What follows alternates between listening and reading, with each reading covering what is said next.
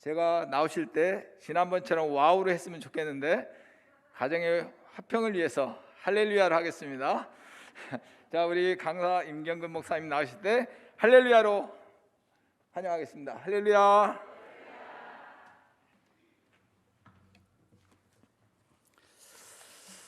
네, 여러분 반갑습니다. 여러분의 얼굴을 눈뿐만 아니라 다 이렇게 보면서 서로 이렇게 교감하고 싶은데 그렇지 못해서 좀 안타깝습니다. 저라도 벗고 하는 게 좋을 것 같아서 괜찮은 거죠, 저는. 네, 감사합니다. PPT를 좀 띄워주시면 좋겠습니다. 제가 오늘 가정예배에 대해서 강의를 할 건데요. 가정예배 제목을 어떻게 정할까 하다가 지금 코로나 시대에 방역을 한다고 되게 온 국가가 그리고 가정이 그리고 회사가 그리고 개인이 애를 많이 쓰는데 신앙적인 측면에서 우리가 얼마나 사탄의 공격으로부터 사탄의 바이러스를 막기 위해서 애쓰고 있는가 생각해 보면 교회는 제법 애를 쓰고 있다고 생각이 드는데 가정에서는 손을 놓고 있었지 않은가라는 반성을 하게 됩니다. 그래서 오늘 제가 여러분에게 가정예배를 소개할 건데요. 사실은 소문을 들어보니까 대일교회는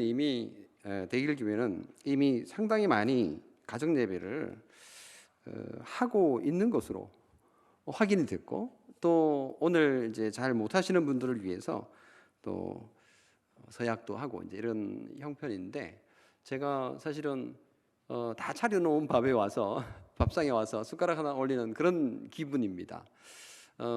제가 가정예배 관련해서 강의를 하려고 그러면 사실은 몇 번에 걸쳐서 해야 되는데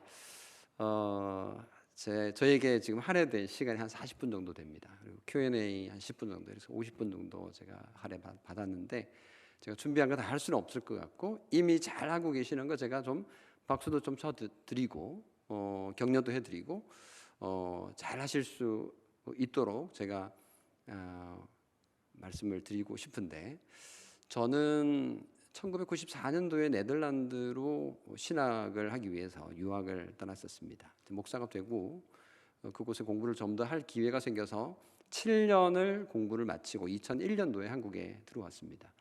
그곳에서 배운 것 여러 가지 있지만 그 가운데 제일 충격적이었고, 그리고 또 한국 와서 정말 필요했고, 또 지금까지도 제가 정말 이건 감사하다라고 생각하는 거가 매일 가정 예배를 드리는 겁니다. 그래서 제가 지금 위에 네덜란드 튤립 그리고 풍차 그림을 배경으로 넣은 이유가 바로 그것입니다. 그래서 그와 관련해서 제가 가정 예배 전도사가 됐고, 여러 책을 좀 쓰게 되고, 또 여기저기 요청이 있을 경우에는 제가 가서 강의나 또는 설교를 하게 됩니다. 제가 거꾸로 갔군요. 코로나 시대를 분기점으로 해서 전과 후로 나눌 거다, 뭐 이런 얘기를 전문가들이 하고 있습니다. BC와 AD가 아니라 AC로 얘기를 해야 되는 시대가 아닌가. 그만큼 사회적인 또는 가정 또는 회사의 변화가 그리고 교회까지도 심각하다라는 것을 보여줍니다.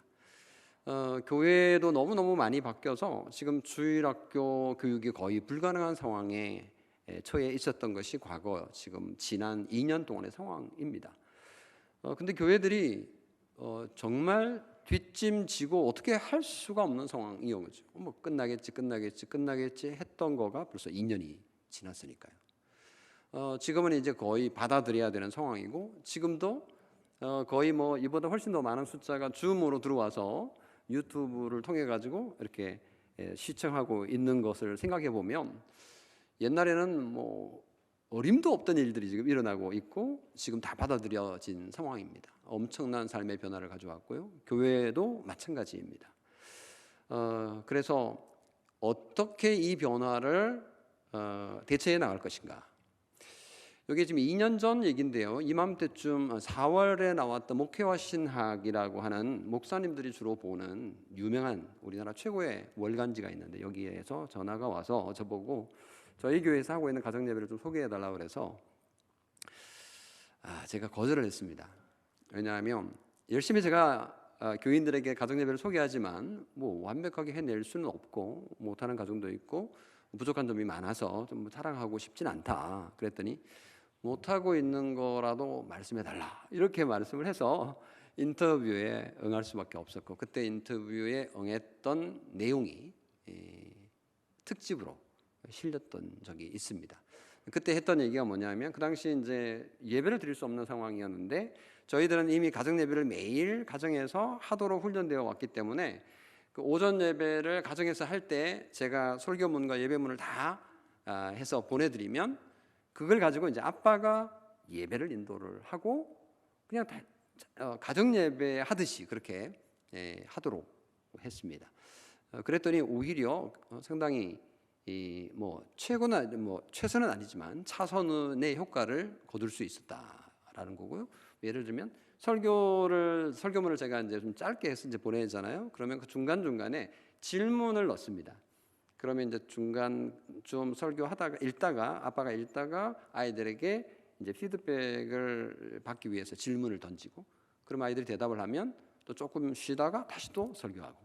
이게 가정에서나 가능한 얘기죠. 어떻게 예배에서 이렇게 주일날 예배에서 일방통행적인 설교 가운데서는 불가능한 건데 가정에서는 굉장히 유익하게 활용될 수 있는 그런 특징이 있는 거죠. 그래서 그거를 잘 활용한다라는 얘기를 좀 소개를 해드렸었는데, 어떤 식으로든지 지금 신앙의 양태가 특히 신앙 교육과 관련해서는 변화가 있어야 된다라는 지금 상황에 맞닥뜨렸습니다. 제가 오늘 여러분에게 소개하고자 하는 가정 예배는 사실 한국 교회에 익숙하지 않은 개념이죠. 열심히 있는 목사님이나 열심히 있는 장로님이나 열심히 있는 권사님들이나 하는 거지 일반 성도인 우리까지 할 필요가 있느냐? 아니면 심지어 목사님들도 사실 매일 가정 예배를 한다, 이건 어떻게 해요 그거? 이런 상황인데 가정 예배를 소개한다는 게 참 어렵고 뭐랄까 좀 부담스러운, 가정 예배 매일 하세요 라고 말하는 게 정말 부담스러운 그런 분위기이죠. 그럼에도 불구하고 가정 예배는 해야 하는데 왜 못하고 있을까? 첫 번째 이유, 두 번째 이유가 있습니다. 뭘까요?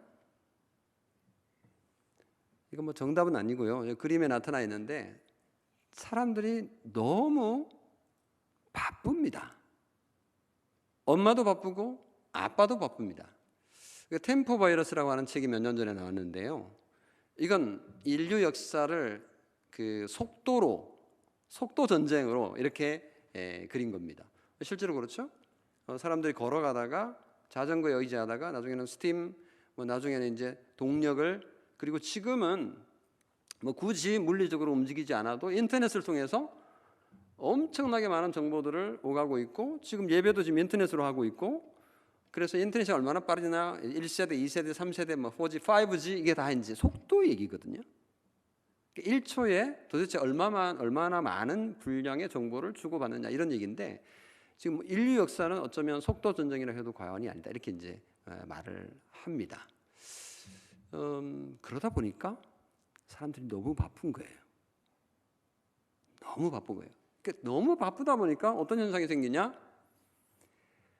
피곤한 거죠. 피로사회라고 하는 책이 또 나왔는데요.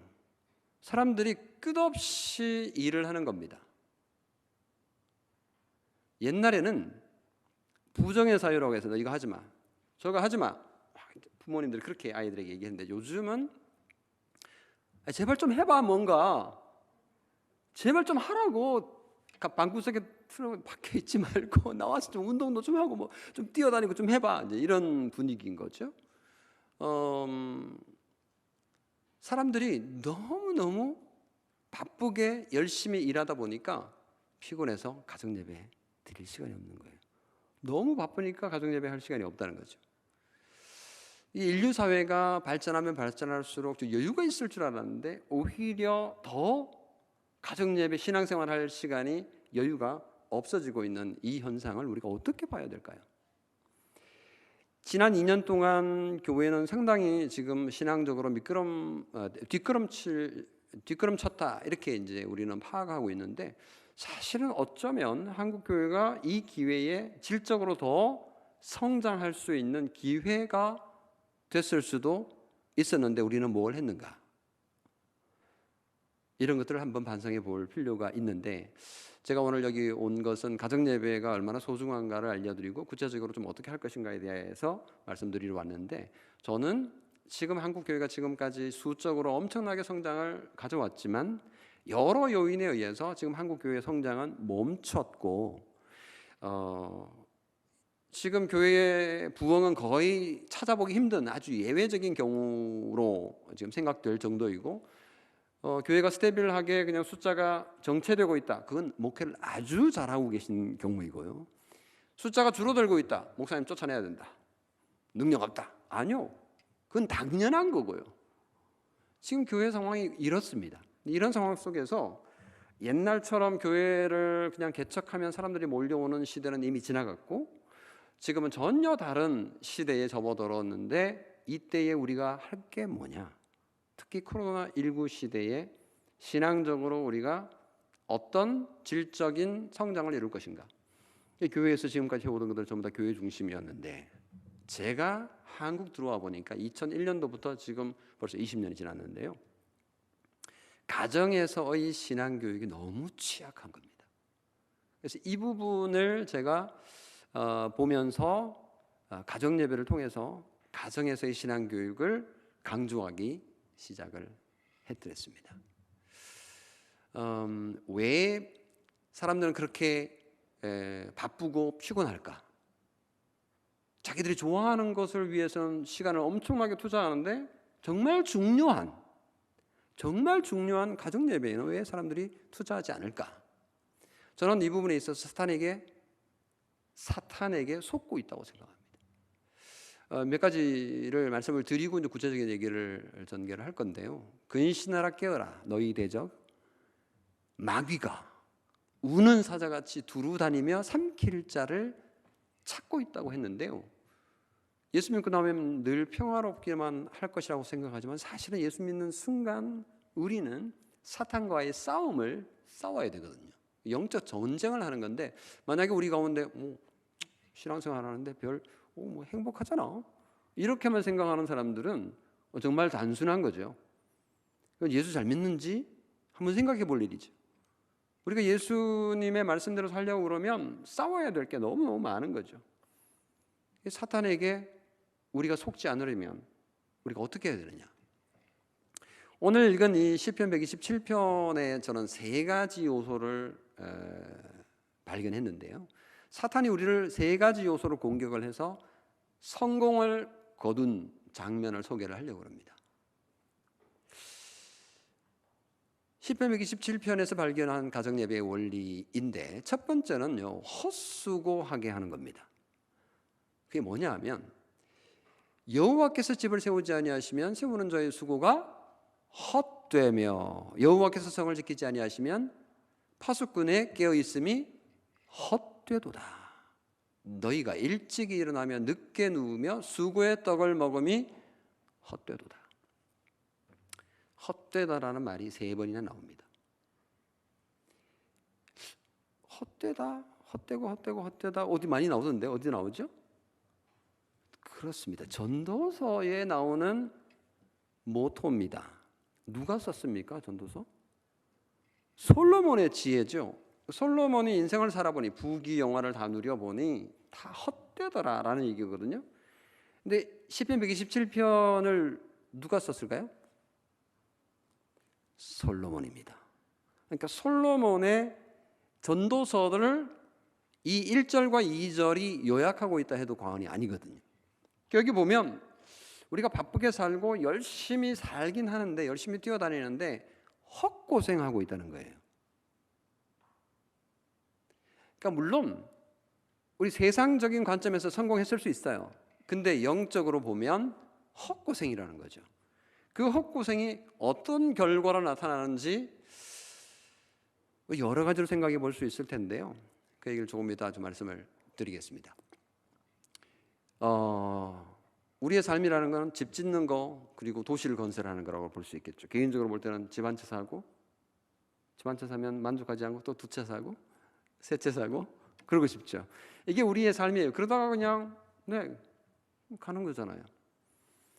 그리고 국가적으로 볼 때는 도시를 건설하는 거죠. 정말 제가 오다 보니까 여의도에 엄청 높은 빌딩들이 자꾸만 생기고 있더라고요. 저거 여러분이 돈 내서 건설하셨나요? 아니죠. 어느 날 갑자기 엄청나게 높은 건물들이 생기기 시작을 했어요. 어디서 저 부가 왔는지 모르지만 우리나라가 어느 순간 선진국이 되어 있고 지금 4,000부를 바라보고 있고 정말 지금 코로나 시대 때 특별히 우리나라의 정치, 경제, 사회, 문화 여러 분야에서 세계 톱권으로 지금 올라가고 있다. 이런 얘기들을 많이 듣고 있지 않습니까?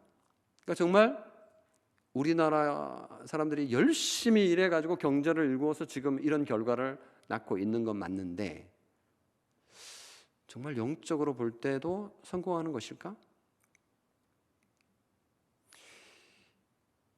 교회에서 성도들이 자녀들에게 좋은 대학 가라, 공부 잘해야 된다. 이거 당연한 거 아니겠어요? 학생이니까 당연히 공부를 잘해야 되겠죠?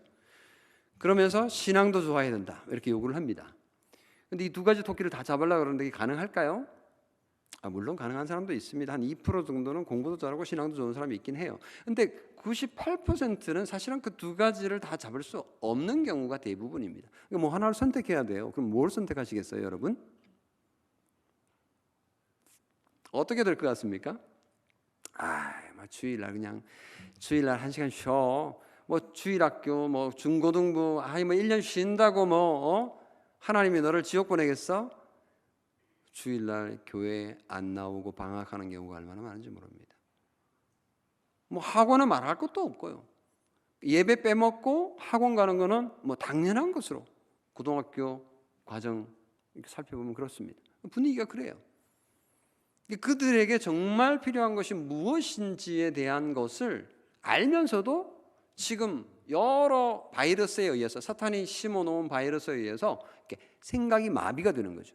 예배 드린 것으로 충분하고 실제로 월요일부터 토요일까지 돌아가는 그 사회 속에는 그냥 세상적인 철학으로 그냥 그런 생각으로 이끌려가는 거죠. 휩쓸려가는 거죠. 왜 그런 현상이 생길까요? 사탄의 바이러스에 감염됐기 때문에 그렇다고 생각을 합니다. 그러면 이걸 어떻게 해야 되느냐? 가정 예배를 통해서 자녀들에게 수고의 떡을 먹일 게 아니라, 부모도 수고의 떡을 먹을 게 아니라 생명의 양식을 먹여야 된다. 믿습니까? 생명의 떡을 어떻게 먹이느냐? 가정에서 성경을 읽고 찬송하고 기도하는 거죠. 개인적으로 할 수도 있고 가정별 온 가족이 모여서 할 수도 있고. 이것처럼 가정 예배를 소개를 하는데 매일 하나님 앞에 온 가족이 둘러앉아서 하나님의 말씀을 듣는다, 찬송한다, 기도한다. 이게 가정 예배거든요. 이런 것들이 없다면 우리는 헛수고하고 있었던 것이 아닌가, 헛된 일 열심히 하고 있었던 것이 아닌가, 이렇게 반성해 볼 수 있는 거죠. 그래서 저희 교회는 어떻게든지 가정 예배를 매일 드리면서 생명의 양식을 먹이라 계속 강조합니다. 신방 가서도 얘기하고 또 설교에서도 얘기하고. 근데 그러다 보니까 가정 예배를 잘 못하고 있는 가정들은 저를 보면 슬슬 피해요. 목사님이 가정 예배 물어볼까 봐. 그래서 제가 일부러 좀 너무 또 과하게 말하지 않고, 율법적으로 되면 안 되니까 조심합니다만은 어떻게든지 가정에서 자녀들에게 생명의 양식을 먹이도록. 저희들은 이제 주일학교로 모이기 좀 힘든 상황이기 때문에 지금은 어떻게 올해는 바뀌었냐면, 아버지가 주일학교 교사가 되어서 매일 가정에서 성경 공부, 가정 성경 학교로 전환을 완전히 해버렸어요. 그래서 주일학교 교재를 아버지들에게 다 드렸어요. 처음에는 어머니들한테 드렸는데, 어머니하고 아버지한테 드렸는데 아버지들이 안 움직이더라고요. 어머니들만 와가지고 받아가고 어머니들이 그 일을 시작하고 계시더라고요. 그래서 잠깐만, 아니 내가 분명히 단톡방에 아빠 엄마 다 초대했는데 내 의도는 아빠들이 하는 건데 왜 엄마들이 지금 나서고 있냐. 그랬더니 그렇죠 목사님 그 말씀해 주세요 그러더라고. 기다려라. 그래서 제가 서가지고 이것은 아빠가 하는 거다 딱 올렸죠. 그랬더니 지금요 아빠들이 전부 다 나서가지고 교사가 돼가지고 주일날 1시간 반 아이들에게 가르치고 있어요. 그러니까 완전히 뭐 최고의 성경 공부 시간인 거죠. 근데 그거 하기 위해서 아빠가 또 공부해야 되죠. 이게 가정에서 제대로 된 신앙 교육을 받고 있는 거죠.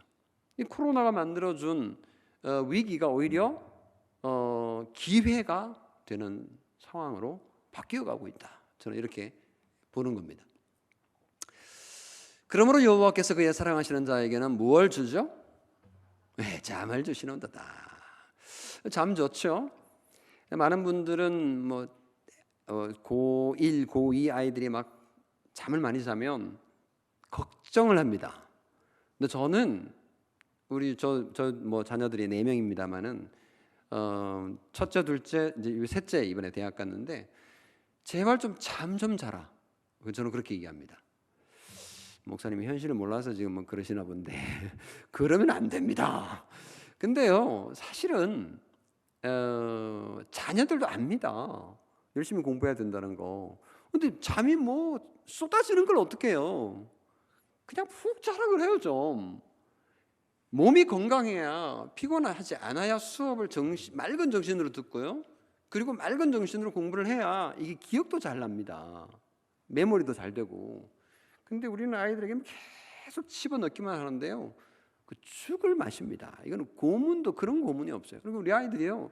지금 전쟁터에 내몰리고 있습니다. 친구들하고 경쟁해서 대학을 가야 되잖아요. 한 반의 동료가 아니고 이 완전히 이거 뭐 전쟁이에요. 그렇지 않습니까? 심각한 상황인데요. 좀 제발 육체적으로 좀 잠 좀 재워주세요. 근데 사실 이 잠이라는 얘기는 상징적인 표현이죠. 은유죠. 걱정하지 않는다는 거예요. 근데 우리는 하나님이 우리의 아버지 되시기 때문에 아버지께서 우리의 삶을 보장해 주신다는 약속이 있잖아요. 예수 안 믿는 사람들은 열심히 살아야 돼요. 왜? 돌봐줄 신이 없거든요. 믿을 사람이 믿을 신이 없는 거예요. 믿을 분이 없으니까 누구를 믿어야 돼요? 자기를 믿어야 되는 거예요. 그래서 열심히 자기를 쳐서 복종시켜서 열심히 살아야 돼요. 시간 뭐 분 단위로 나눠가지고 열심히 살아야 돼요. 그래도 성공할까 말까 하는 거예요. 근데 우리는요, 게으르란 얘기는 아니지만 하나님께서 우리의 삶을 책임져 주시겠다고 약속하셨기 때문에 그거 믿고 우리는 잠잘 수 있는 거예요. 이런 맷집이 필요한데 우리는 세상 염려에 너무 그냥 이렇게 휩싸여가지고요. 그것도 저는 이제 사탄의 바이러스라고 생각을 하는데 예수 안 믿는 사람들이 걱정하는 그 걱정을 우리도 동떨어서 하고 있는 거예요. 옆집 예수 안 믿는 아줌마가 막 대학 어쩌고 뭐 학원 어쩌고 이런 얘기 좀 들으면 불안해가지고 우리 아들도 어디 학원 보내야 돼, 우리 아들도 어디 보내야 돼, 막 이런 생각이 자꾸 드는데요. 그런 얘기들 제발 듣지 마시고요. 그 시간에 성경 읽으시고요, 기도하시고요, 신앙서적 읽으시면 훨씬 정신 건강에 좋고 영적으로 좋은데 이제 그게 잘 안 되는 거예요. 이게 참 심각한 겁니다. 두 번째 사탄의 전략이요. 첫 번째 사실은 우리가 헛수고함으로써 우리가 사탄에게 져치고 있습니다. 가정 예배를 통해서 생명의 양식을 못 먹이고 있다면 지고 있는 거죠. 두 번째도 한번 보세요. 언약의 자손의 출산을 저지하는 게 사탄의 계략인데 사탄이 엄청 성공했어요. 보라 자식들은 여호와의 뭐죠? 기업이요. 태어 열매는 그의 상급이로다. 기업이고 상급이고 다 좋은 거죠. 회사 경영하는 거하고 똑같다 이렇게 보면 되는 거예요. 사실 유산이거든요. 기업이라는 말은. 상급은 월급하고 똑같아요. 연봉 뭐 높으면 높을수록 좋은 거죠. 자식들이 이렇게 복된 거라고 얘기를 하는데 여러분 자녀들이 얼마나 되는지 모르겠어요. 자녀 내신 분 손 들어보세요. 한 분 계시네요. 오, 훌륭하십니다. 네. 저도 내시거든요. 예, 반갑습니다. 너무 잘하셨습니다. 다 쓰신 분 계세요? 없으세요? 더 이상 없으세요? 없으시구나. 야, 그러면 믿음이 저보다 없으시네요, 다. 왜냐하면 보세요. 자식이 많으면 많을수록 복이라고 말씀하고 있거든요. 이거 좋은 거잖아요. 복이잖아요. 근데 우리는 옛날에 이상한 바이러스에 걸려가지고 우리 산화 제한 정책에 걸려가지고요. 저도 그렇게 세뇌를 받았는데요. 자식을 적게 낳는 게 좋다. 그래서 저도 영향을 받아서 4명밖에 못 낳았습니다. 지나고 보니까 한 7, 8을 12명까지도 낳았으면 좀 좋았을 걸 싶은데 지금 키우고 보니까 저는 사탄에게서는 속았다고 생각합니다. 제가 네덜란드에 유학할 때에 저희 지도 교수님 2분이셨는데 자녀가 7명. 저희 교회 담임 목사님 2분이셨는데 자녀들이 7명. 저희 집 앞에 7명. 저기 좀 10번째 건너에 우리 교인 8명. 그 중간에 3명인 집이 있는 거예요. 뭐야 이 집은 믿음이 영 시원찮네 싶었어요. 나중에 알고 봤더니 암 때문에 자궁을 드러내서 더 이상 못 낳아서 그렇다는 거예요. 여기는 지금 20년 전 얘기인데요. 자녀 출산을 하나님의 복으로 정말 알고 피임 안 하고 주시는 대로 받는 거예요. 저희 담임 목사님이 자녀가 7이었는데 20에 결혼해가지고 30에 자녀를 7 다 낳았어요. 그리고 40대 가지고 이제 애들 거의 다 자랐잖아요. 그 자원봉사 다니고 일하러 다니고 그러시는 거예요. 40부터 인생이 피는 거예요. 완전 다른 세계를 살고 계시더라고요. 그에 비하면 저는 그 당시 2명밖에 못 낳았고 한국 와서 1명 낳았고 그리고 또 1명 나중에 이제 입양을 했는데 어쨌든 4명 저는 이 목사님들에 비하면 뭐 3발에 핀 거죠. 왜 7명이냐 물었더니 완전수 7은 돼야 된다고. 어쨌거나 참 이 부분에 있어서 우리가 자녀들이 언약의 자손인데 하나님께서 언약을 맺으실 때 보세요. 할례를 너와 내 후손 사이의 언약을 세워서 할례를 언약의 표로 정하잖아요. 그러니까 언약의 가정이라는 거는요. 하나님의 말씀이 선포되는 것이 기본입니다. 그게 가정 예배거든요. 그러니까 가정에서 자녀들도 언약의 복을 받으려면 가정 예배를 통해서 하나님의 말씀이 선포가 돼야 돼요. 근데 그걸 안 하고 있으면 예수 믿는 가정이라고 말하기 어려운 거죠.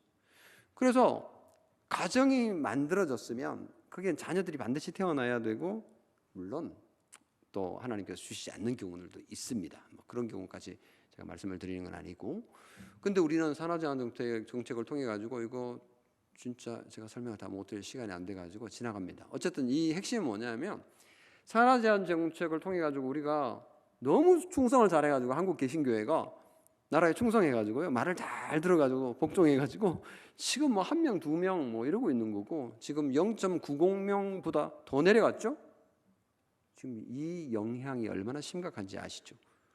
지금 영아부에 아이들이 없어요. 주일학교가 없는 퍼센트가 우리나라 전국적으로 65%, 영아부가 없는 데는 75%. 지금 심각합니다. 미래가 없습니다. 미래가 없어요. 경제적인 이유로 자녀를 낳지 않아야 된다라고 정부가 우리에게 공가를 쳤는데 지금 뭐라 그래요? 경제적인 이유로 제발 아이를 낳아 주십시오. 안 낳습니다. 안 낳아요. 그래서 저는 사탄의 계략이 첫 번째 헛수고, 두 번째 자녀를 적게 낳게 하는 거 사탄이 성공했다고 봅니다. 심각한 거죠. 제발 좀 여러분의 아이를 다시 낳으실 수 있는 분이 별로 안 보이네요. 제발 여러분의 며느님, 따님 자녀를 좀 많이 낳으라고 격려해 주십시오. 아이 1명 나오면 1억 준다고 말씀하십시오. 그래도 안 나오려나? 집 한 채 사준다고 약속을 하시든지요. 정말 이게 복된 겁니다. 이게 남는 거예요. 저는 확신합니다. 근데 저는 사탄에게 저 속아 지금 한국 교회가 이 모양이 이끌이 됐다고 보는데요. 지금 제가 있던 그 네덜란드 개혁교회는요, 자녀 출산을 통해서 교회가 부흥해요. 제가 있었던 교회가 한 1,300명 되는 교회였는데 둘로 나눴어요. 싸워서가 아니라 너무 숫자가 많아가지고. 그래서요, 아름다운 분립개척을 하는 것을 봤거든요. 그렇게 해서 교회가 성장하고 있는 거가 이게 하나님이 주신 자연스러운 방법입니다. 특히 전도가 안 되는 이때에 얼마나 필요한지 모릅니다. 지금 가정예배 얘기해야 되는데 지금 무슨 얘기하고 있습니까? 근데 가정예배를 하려면 자녀가 있어야 될 거 아니에요. 네. 뭐 저기 두 사람 앉아갖고 너무 재미없지 않습니까? 마지막에 신앙 교육을 소홀히 하게끔 하는 사단의 전략인데요. 솔로몬이 자녀를 뭘로 표현했냐면 화살로 표현을 했어요. 기분 나쁜 거거든요. 자녀가 무기라뇨. 지금 우크라이나에서 전쟁이 벌어졌는데 우리의 자녀가 그런 싸움에 내몰려서 실탄이라는 뜻이잖아요. 실탄 또는 대포알이라는 뜻이잖아요. 미사일이라는 뜻이잖아요. 동의가 안 되죠? 그렇지만 사탄과의 싸움에서 우리의 자녀들이 싸워서 이기기 위해서는 이 자녀들을 갈고 닦아야 되는 거죠. 하나님의 말씀으로 갈고 닦아야 되는데 어떻게? 방법은 가정예배밖에 없다. 왜? 주일날 1시간 주일학교에서 아무리 열심히 목사님이 가르쳐도 또 주일학교 교사가 열심히 가르쳐도 오늘 뭐 또 주일학교 행사 또 있다고 제가 들었는데 1시간이에요. 일주일에 1시간. 그거 가지고 충분하나요? 목사님 뭐 저희들도 다 주일학교 그렇게 해가지고 그래도 제가 장로 되고 제가 목사 되고 제가 집사 되고 그래도 예수 지금까지 믿고 있는데 무슨 말씀하세요? 뭐 그렇게까지 할 필요 있습니까? 천만의 말씀 아닙니다. 지금요 세대가 다릅니다. 우리 장로님들 우리 어르신들 사시던 그 시대에는 정말 기도 안 하면 예수 잘 안 믿으면 성공하기 어려운 시대였지 않습니까? 정말 그때 새벽기도 열심히 하고 열심히 일하고 그렇게 정말 광야 40년 같은 삶을 살았기 때문에 우리는 하나님의 도움 없이는 살아갈 수 없다는 걸 압니다. 근데 요즘 젊은이들 우리의 자녀들은요 몰라요. 그거를 비참이 뭔지도 모릅니다. 배고픔이 뭔지도 몰라요. 전쟁이 뭔지도 모릅니다. 얘네들 세대는 완전히 다른 거예요. 이스라엘 백성들이 가나안 땅에 들어가가지고 광야 40년 이후 가나안 땅에 들어가가지고 한 세대 지나서 완전 폭망하지 않습니까? 왜? 하나님의 말씀을 가르치지 않으니까, 신앙 교육을 열심히 시키지 않으니까 사사시대의 350년의 비참한 영적 비참한 시대를 어둠의 시대를 경험해야 했던 거죠. 지금 우리 아이들이 당면하고 있는 시대는 완전히 다른 세대입니다. 그래서 정말 조심해서 이 아이들에게 하나님의 말씀을 부지런히 가르치지 않으면, 가정예배를 열심히 해서 부지런히 아이들을 갈고 닦지 않으면 세상에서 사탄이 계속 공격하고 있기 때문에 그 공격에 살아남을 방법이 없습니다. 그래서 이제 신앙교육을 해야 되는데, 신앙교육의 영역이 저는 네 가지라고 이제 정의를 해보면, 하나는 교회, 하나는 학교, 하나는 사회, 하나는 가정입니다. 교회는 그나마 선전하고 있습니다. 우리 주일학교 교사들 얼마나 진짜 기도하면서 열심히 지금 일하고 있는지 모릅니다. 여러분 박수 쳐줘야 되고요. 5월달 우리 그 스승의 주일 되면요, 큰 선물 좀 해드리세요. 얼마나 감사합니까? 뭐 나 대신 정말 열심히 일하시는 거잖아요. 학교 좀 심각합니다. 지금 모든 것을 진화론에 근거해서 학교에서 열심히 가르치는데, 가정에서 이걸 이겨낼 수 있도록 신앙교육을 하지 않으면 지게 돼 있어요. 그러니까 학교 가서 열심히 공부하면 무신론자가 될 가능성이 95%, 98% 심각합니다. 그래서 기독교 학교를 세워야 한다라고 해서 제가 책도 하나 썼습니다만은, 사회는 뭐냐면 이거는 이제 학교와 가정 사이에 있는 이 또래 집단, 중간에 가다가 뭐 어디 학원도 가고 중간에 가다가 어디 뭐 PC방도 들어가고 중간에 가다가 어디 골목에서 친구들하고 뭐 못된 짓도 좀 하고, 요런 영역. 근데 요 영역은 굉장히 중요한데 의외로 컨트롤이 안 되기 때문에 교육의 영역으로 집어넣지는 않습니다만은 실제로 굉장히 중요하죠. 그래서 부모가 챙겨줘야 되는 거죠. 오늘 누구 만났고 누구 어떻게 했는지 다 챙겨줘야 됩니다. 그리고 이제 가정인데, 이 가정은 부모가 할 수 있는 영역입니다. 이 영역을 제가 말씀을 이제 드리려고 하는 건데요. 이거 지나가겠습니다. 되게 다 재미있는 것들인데 다 말씀을 드릴 수 없고, 이 부분만 제가 말씀을 드리고, 이제 가정 예배와 관련해서 제가 이제 썼던 책이, 오늘 제가 뭐 겨우 40분 강의를 이제 하고 10분 드려야 되는데, 이 책을 보시면 됩니다. 365 가정 예배라는 책은 교리, 하이델베르크 교리 문답을 쫙 풀어서 365로 나눴습니다. 그래서 이걸 그냥 읽어주기만 하면 됩니다. 그러면 교리적인 체계가 1년 만에 잡힙니다. 1년 만에 다 뭐 기억할 수는 없으니까 매년 반복하면 됩니다. 이게 한 15,000권 정도 지금 한 팔렸고요.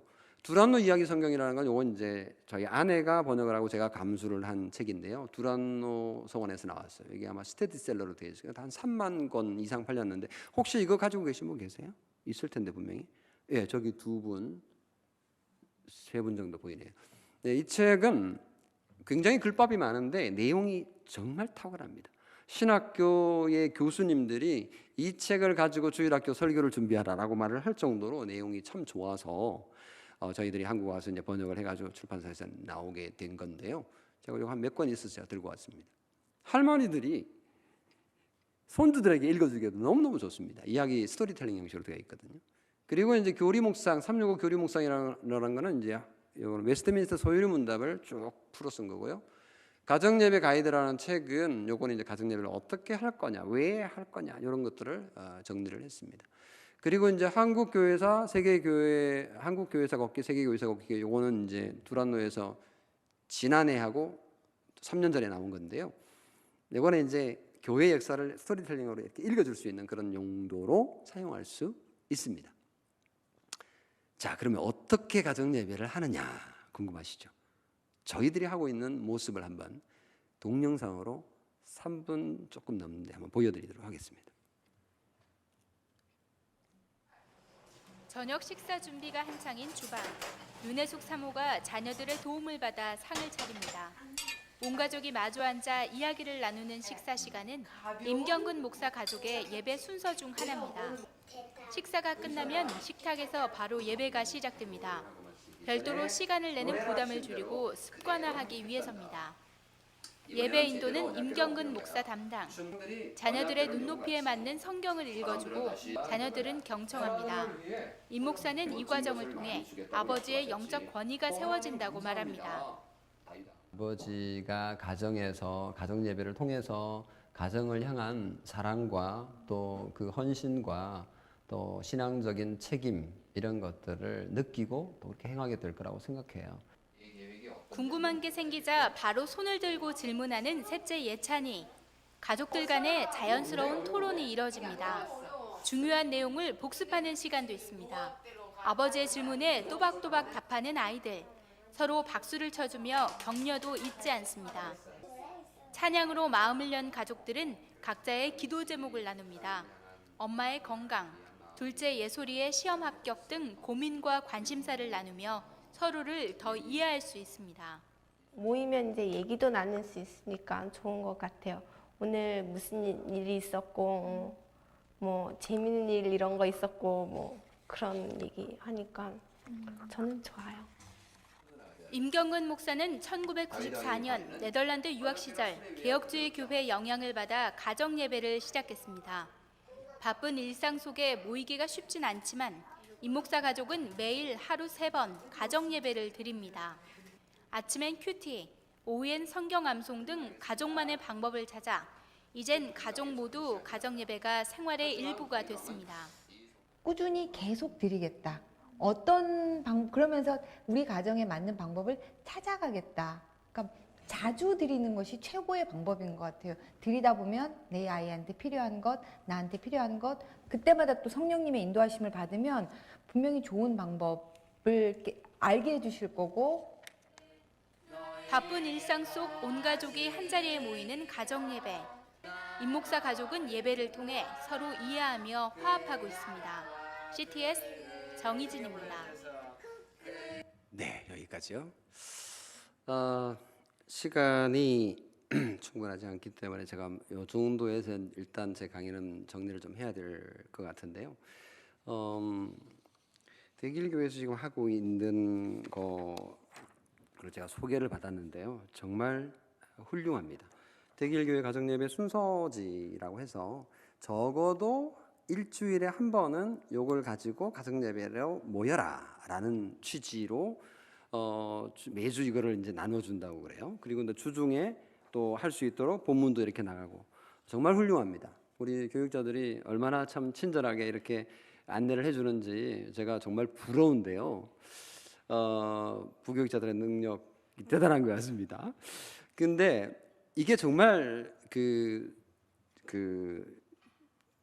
필요하고요. 그리고 온가 행밥해서 온 가족 행복 밥상이라고 하는 거를 이제 또 한 달에 한 번 식사를 해라 이렇게 이제 소개를 하고 있는데 이것도 너무너무 필요하다고 봅니다.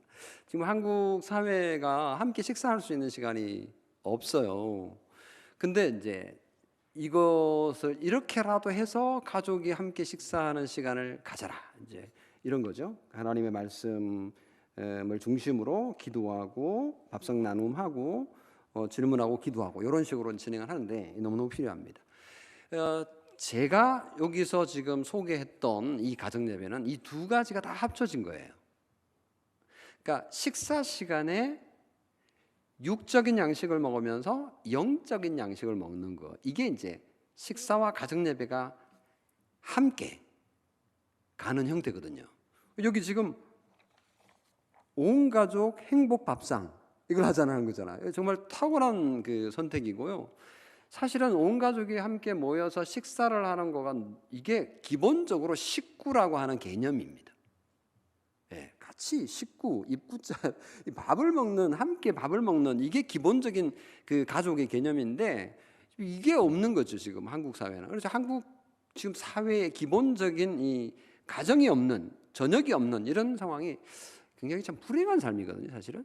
그래서 가능하면 이 가정에서 함께 온 가족이 식사하는 시간들을 확보하기 위해서 애를 써야 됩니다. 그래서 적어도 한 달에 한 번 정도는 하자, 또는 일주일에 한 번 정도는 하자, 이런 운동들이 필요하고요. 이미 제가 경험했던 가정예배는 네덜란드 개혁교회가 하루에 3번 식사 시간에 성경 읽고 찬송하고 기도하는 시간을, 여기 가정예배인 거예요. 스코틀랜드에는 종교개혁 이후로 어떻게 발전했냐면 하루에 2번 하는 전통이 이어졌는데 거기는 아침과 저녁 대신 식사 전에 성경을 읽는 거예요. 그러니까 밥을 해놓고 와서 성경을 읽고 그리고 기도하고 밥 먹는 거죠. 그리고 기도하고 마무리하고 이렇게 식사 시간과 육의 양식과 영의 양식 성경을 읽는 거를 이렇게 함께 하는 거는 굉장히 지혜로운 방법입니다. 저도 이제 지금까지 한 20년 동안 가정예배에 대해서 이래저래 이제 소개도 해보고 하는데 가장 쉬운 방법이 식사 시간에 하는 거예요.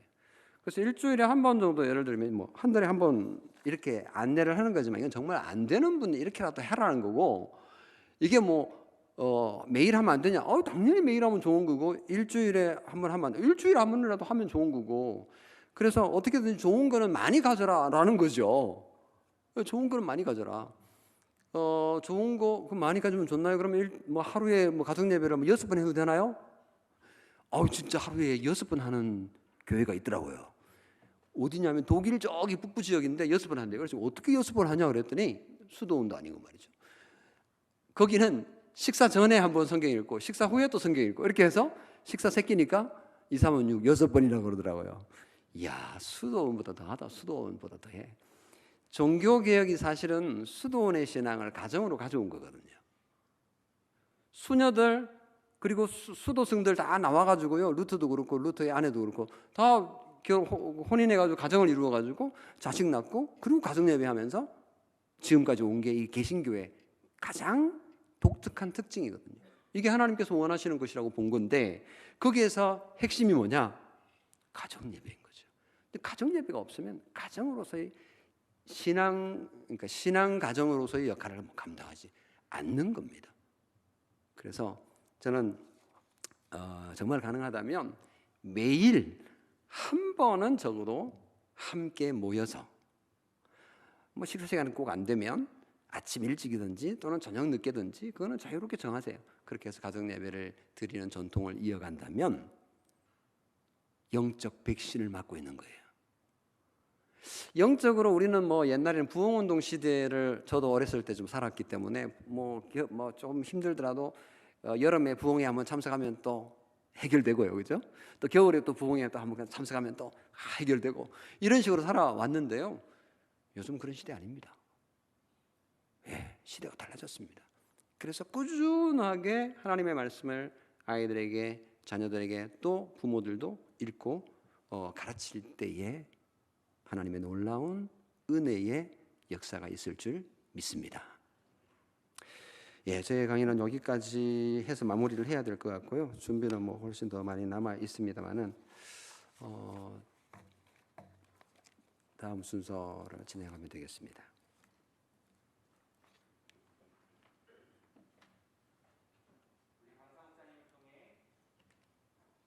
우리 강사 목사님을 통해 신앙 가정에 우리 가정의 신앙 방역을 어떻게 해야 하는지 귀한 말씀 듣고 은혜 받으신 줄 믿습니다. 이 시간에는 가정 예배에 대한 궁금증을 우리 강사 목사님께 질문하고 답을 듣는 Q&A 시간을 잠시 갖도록 하겠습니다. 가정 예배에 대한 질문을 사전에 저희들이 학부모님들께 받았고 그 중에 3가지만 간추려서 강사 목사님께 질문을 드려보도록 하겠습니다. 첫 번째 질문입니다. 자녀들이 어렸을 때 가정 예배를 열심히 드렸습니다. 그런데 자녀들이 장성해서는 교회를 잘 나가지 않고 있습니다. 이런 경우에는 자녀들과 어떻게 가정 예배를 드려야 할까요? 입니다. 네, 정말 좋은 질문이고요. 이런 경우들이 종종 있습니다. 사실은 이제 하나님께서 우리에게 명령하신 거기 때문에 열심히 기회가 되는 대로 자녀들에게 하나님의 말씀을 가르치기 위해서 가정 예배를 해야 됩니다. 근데 가정 예배를 하면 무조건 뭐 어떻게 된다 이런 공식이 있는 건 아닙니다. 그러나 하나님께서 명령하신 것이기 때문에 하는 거고요. 하나님 말씀을 부지런히 가르치는 거고. 근데 부지런히 가르쳤는데 여기 보면 이제 가정 예배를 어렸을 때 열심히 했는데 그런데 자녀들이 지금 장성해서 교회를 떠났다라는 거잖아요. 그래서 참 안타까운 일이 일어난 셈인데 이런 경우에는 자녀들과 어떻게 가정 예배를 드려야 되나? 이 경우는 보니까 여전히 이제 한 집에 살고 있는 것 같아요. 이런 경우를 하면 오히려 너가 지금 교회를 안 나가는데 엄마로서 또는 아빠로서 정말 마음이 아프다. 그건 이제 너 안 나가서 너 이놈 잘못하고 있다 이제 이렇게 손가락질을 하기보다는 유 메시지를 하기보다는 아이 메시지로 해서 내가 참 마음이 아프다. 그러나 네가 교회 나가기 그렇게 힘들면 어려우면 집에서라도 성경을 좀 읽고 싶은데 같이 읽겠느냐 이렇게 할 수 있겠죠. 그렇게 해서 이제 그게 이제 가정 예배인 거죠. 그래서 집에서 성경 읽는 시간을 뭐 서로 이제 협의를 해서 우리가 뭐 하루에 한 장씩 읽자. 그거라도 네가 들어주면 내가 정말 한이 없겠다. 그래서 어떻게든지 이 말씀을 통해서 성령님께서 그의 영혼에 불을 붙이도록. 우리가 할 수 없는 거거든요. 자녀들의 구원 문제는 우리가 할 수 없는 일입니다. 그 아브라함의 언약의 가정 안에도 언약을 벗어나는 아이들이 있는 거고, 그 또 이삭도 그렇고요. 우리가 최선을 다하지만 구원의 문제는 우리가 어떻게 정말 할 수 없는 영역이 있습니다. 그래서 부모님은 너무 마음 아프시지만 자책감을 가지실 것까지는 없는 것 같고요. 하여튼 그럼에도 불구하고 계속 어떻게든지 성령의 도구인 말씀을 들을 수 있는 기회를 주면 좋겠다 싶고요. 네, 두 번째 질문입니다. 이 질문은 우리 교회학교 학생이 주신 질문입니다. 교회에서 목사님, 선생님께서 가정 예배를 드리라고 말씀하시는데 저희 가정은 부모님께서 신앙생활을 하지 않으십니다. 이런 경우 가정 예배를 어떻게 하면 좋을까요? 입니다. 학생이 참 대단하네요. 정말 좋은 질문인데 딱히 뭐 정해진 답은 없지만 어떤 이런 경우는 있었습니다. 아내가 자녀들하고 가정 예배를 드리고 싶은데 남편이 예수를 안 믿는 거예요. 교회 가는 것에 반대는 하지 않아요. 그 주일날 예배당까지 차로 이제 데려다 주기도 하고 그런 나이스한 그런 이제 남편인데 제 교회에서 어떤 그 공부를 하고 있을 때 숙제를 내줬어요. 가정 예배를 매일 해라 이렇게 된 거죠. 그 이제 그 아내가 가서 남편의 상황을 얘기한 거예요. 숙제를 받았다. 근데 이 인도를 남편이 해야 된다 그러더라. 그리고 성경도 남편이 읽어야 된다더라. 어떻게 하면 좋겠냐라고 했더니 그 남편이요. 내가 하지? 그랬대요. 그래서 그 남편이 이제 한 이유는 내가 예수 믿을게 이 말은 아니에요. 아내가 사랑스러우니까. 그리고 자식들을 위해서 성경 이게 나쁜 얘기 있는 것도 아니고 그런 차원에서 진짜 남편이 가정 예배를 인도를 했대요. 그래서 저는 너무 신기하고 신기했어요. 그 뒤로 그분을 수소문해가지고 어떻게 됐는지 좀 알고 싶은데 결과는 이제 남편이 이제 해피엔딩해서 교회 나와서 예수 믿게 됐고 이제 이렇게 되기를 이제 바라는 마음인데 모르겠어요. 어떻게 됐는지. 모르고 어떻게 되는지 모르지만 어떻게든지 방법을 이제 사용해야 되겠는데 그 주일학교 학생 같은 경우는 이제 부모님의 권위에 순종해야 되기 때문에 부모님께 요청을 해볼 수 있겠죠. 내가 믿는 하나님, 저는 성경 아빠 엄마도 좀 읽고 아빠 엄마도 예수 믿으면 좋겠다라는 게 이제 전도가 될 텐데 그런 기회를 한번 가지면서 내가 원하는 거는 교회까지는 안 가더라도 매일 성경 읽을 때 아빠도 엄마도 같이 좀 동참해 줬으면 좋겠다. 이렇게 얘기하면 그 가정 예배가 되는 건데 글쎄요. 그렇게 할 수 있을지는 모르겠습니다. 네, 마지막 질문입니다. 청소년 자녀를 둔 학부모입니다. 청소년이 되고 나니 학교 학원 수업으로 인해 늦은 시간이 귀가를 하여 온 가족들이 한 자리에 모이는 것이 쉽지 않습니다. 게다가 부모와의 진지한 대화나 소통을 회피하려고만 합니다. 이런 경우 청소년 자녀들과 어떻게 가정 예배를 드릴 수 있을까요? 네, 이 질문도 참 많이 받는 질문인데요. 정답은 없습니다. 지금 지난주에도 저희 그 막내 넷째가 지금 중3 올라가는데 다들 사람들 그렇게 말한대요. 중3 정도 되면 또 중2 정도 되면 부모님하고 대화가 안 된대요. 대화가 안 되는 게 정상이라는 거예요. 그래서 자기는 이해가 안 된대요. 왜 부모님하고 얘기가 안 되냐. 저도 알고 있죠. 대부분의 가정의 10대들이 부모와 대화가 안 된다. 예수 믿는 가정도 마찬가지라는 거죠. 저는 그렇기 때문에 이 가정 예배가 정말 필요하다고 봅니다. 그러니까 가정 예배는 이거잖아요. 내가 아버지고 어머니지만 나도 하나님 앞에서는 자식이다. 하나님 앞에서는 너나 나나 아내나 남편이나 천국 가면 똑같아요. 똑같은 하나님의 자녀예요. 거기 가서도 내 이놈 이게 안 되거든요. 천국 가서도 당신 나한테 순종 안 해? 남편이 아내 어림도 없습니다. 거기 가서는 그런 거 전혀 없습니다. 그러니까 하나님 앞에서 다 동등한데 하나님의 말씀 앞에 천국의 삶을 누리는 시간이 가정 예배거든요. 가정 예배 시간에 하나님의 말씀을 읽고 그분의 말씀에 복종하겠다라고 머리를 숙이는 시간인데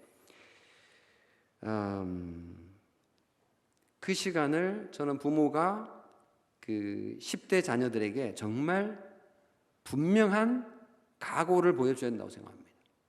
그러니까 부모들이 이 부분에 있어서 지는 거예요. 왜냐하면 자녀들에게 계속 중요하다고 말해왔던 거는 대학이고 공부고 성적이거든요.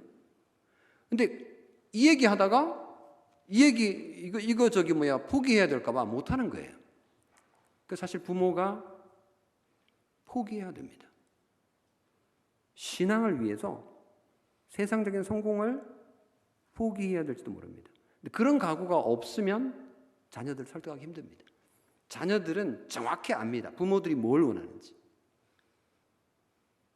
우리 부모님은 말은 안 해도 좋은 대학 가는 게 최고야. 부모님은 반에서 1등 하는 거 그것만 원하셔. 그건 애들이 너무 잘합니다. 그래서 자식들은요 부모의 그 기대에 부응하고 싶어 해요. 그렇지 않은 자녀는 없습니다. 못할 뿐이지. 잘 안 될 뿐이지. 그 자식들 입장에 생각해 보세요. 80점 맞아오면 네 친구 몇 점 맞았는데 비교해가지고 다 90점 맞아.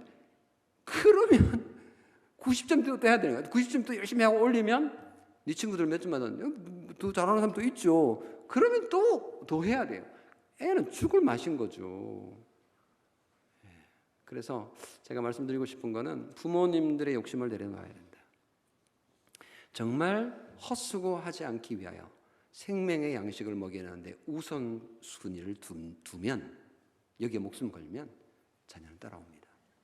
물론 쉬운 일은 아니죠. 이미 기울어진 거를 다시 되돌리는 게 쉬운 일은 아닌데 그런 의미에서는 이건 영적 전쟁이라고 생각하고 열심히 기도하고 자녀들과 허심탄회하게 얘기를 하고 내가 지금까지 너희들에게 정말 잘못했다 회개하고 눈물 흘리고 그리고 시작하면 자식들은 따라온다고 생각합니다.